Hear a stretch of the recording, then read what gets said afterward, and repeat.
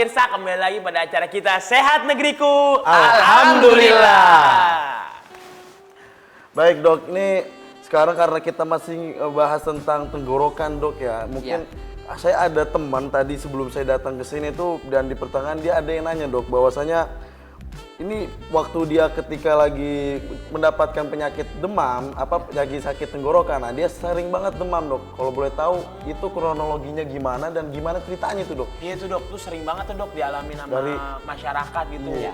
Nggak nyambung dari tenggorokan ke kepala jadi demam juga. Iya Ya kan? gitu dok. Nah, jadi memang kita perlu ketahui Bagir sama Kang Lis ya. Jadi suatu radang tenggorokan ini juga ada beberapa penyebab yang tadi saya sebutkan.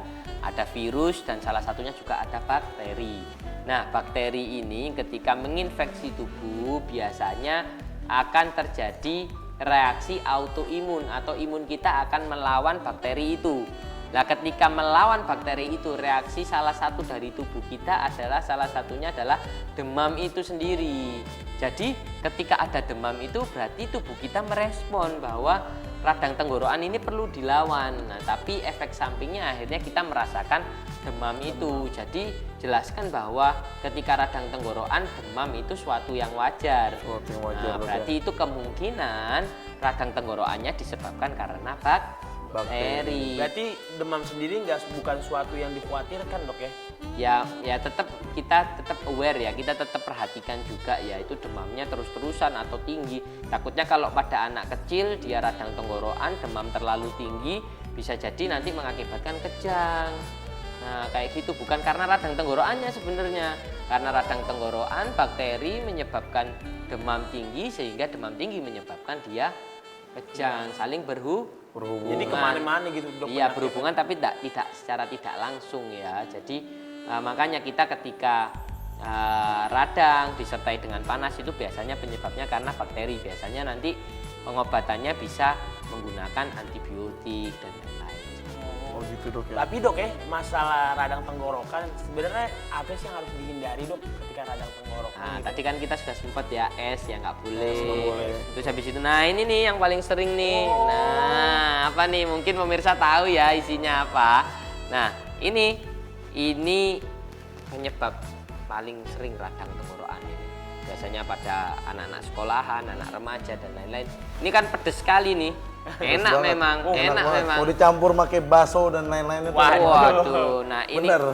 dari baunya aja, waduh sudah pedas sekali nih. Nyengat banget Ini tuh ya cabai lah kita buat seperti cabai yang buatan dan lain-lain itu bisa mengakibatkan radang tenggorokan seperti itu. Yaitu kita perlu hindari yang seperti itu, es, cabai-cabean, dan mungkin makan makanan gorengan pun juga bisa mengakibatkan Yang radang berminyak-minyak tenggorokan. gitu dok ya. Itu lebih cepat gitu ya dok ya?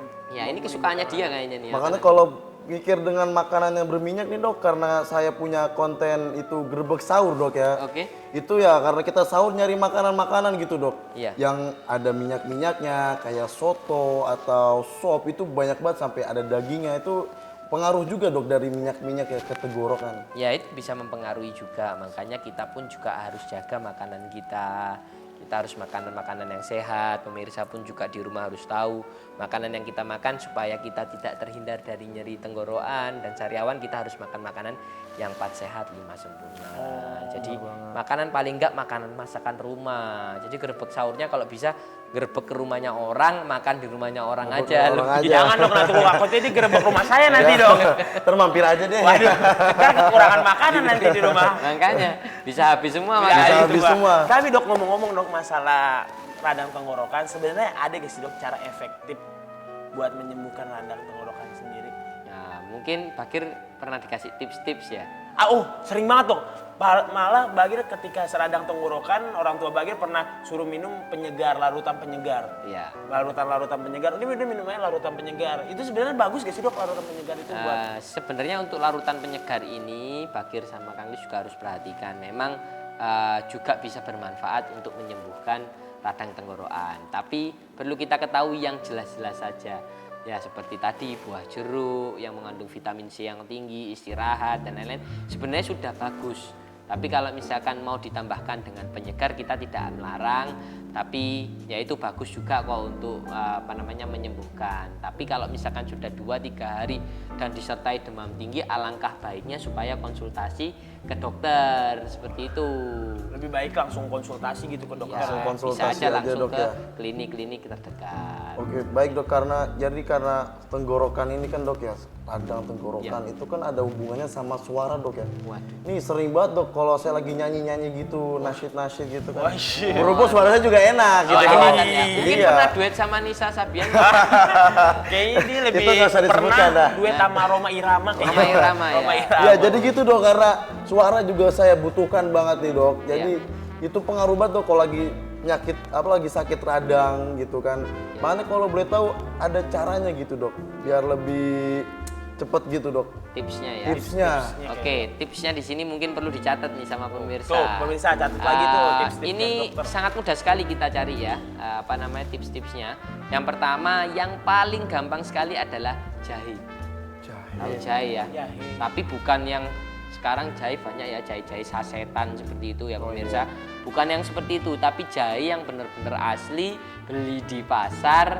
Setelah itu digeprek ya, digeprek ya. Digepengin, Digeprek ya, iya, benar. setelah itu dimasukkan, dan itu jahe yang asli yang saya rekomendasikan. Itu bagus sekali untuk seperti penyakit-penyakit radang tenggorokan, supaya suara bisa kembali jernih lagi. Berarti modelnya kayak sekuteng gitu dok ya?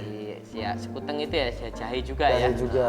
Jahe gitu. Dan juga mungkin bisa dengan campuran-campuran lainnya. Ada lagi yang mungkin direkomendasikan lagi, kecap campur jeruk nipis. Oh iya, itu sering banget tuh. Kalau saya punya jidah tuh dok, itu suruhnya. Ini kalau orang dulu nih minumnya katanya jeruk nipis sama kecap katanya. Nah ya, Itu Campur bisa tuh aja dok, langsung. bagus tuh dok. ya memang itu beberapa ya yang kita ketahui di sekitar kita itu ada istilahnya turunan dari orang-orang dulu.